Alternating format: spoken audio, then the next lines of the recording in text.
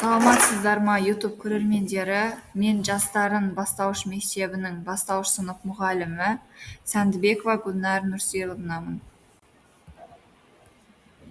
Бүгінгі сабағымда қолданылатын сұрақ-жауап әдісі арқылы оқушының көз алдындағы заттарының атын, оқу құралдарының атын жатқа айтқызу көзделінеді.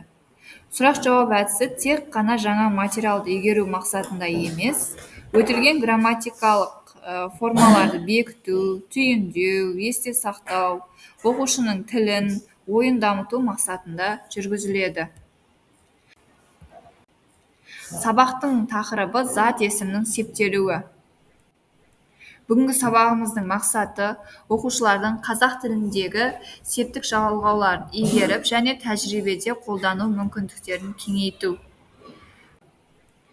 Өздеріңізге белгілі, бізде 7 септік бар.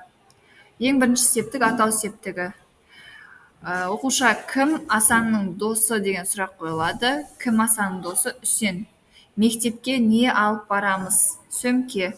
Ілік септігі. Асан кімнің досы? Асан Үсеннің досы.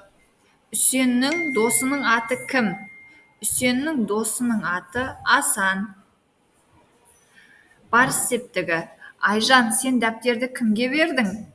Мен дәптерді досыма бердім. Дәптерді досыңа қашан бердің?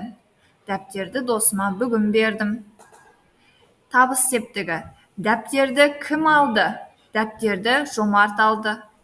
Жомарттың дәптерін кім алды? Жомарттың дәптерін мен алдым.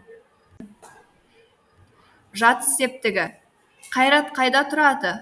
Қайрат Алматыда тұрады. Шығыс септігі. Қанат қайдан келді? Қанат Жамбылдан келді. Көмектес септігі. Сен тапсырманы немен жазып отырсың?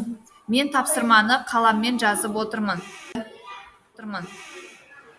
Жоспарды хабарлау, оқушылардың зейінін сабаққа аудыру, оқушылардың мұғалім көрсеткен іс-қимылдарын қайталауы, ақыл-ой жұмыстары осы әдіс-тәсіл арқылы көрсетіледі.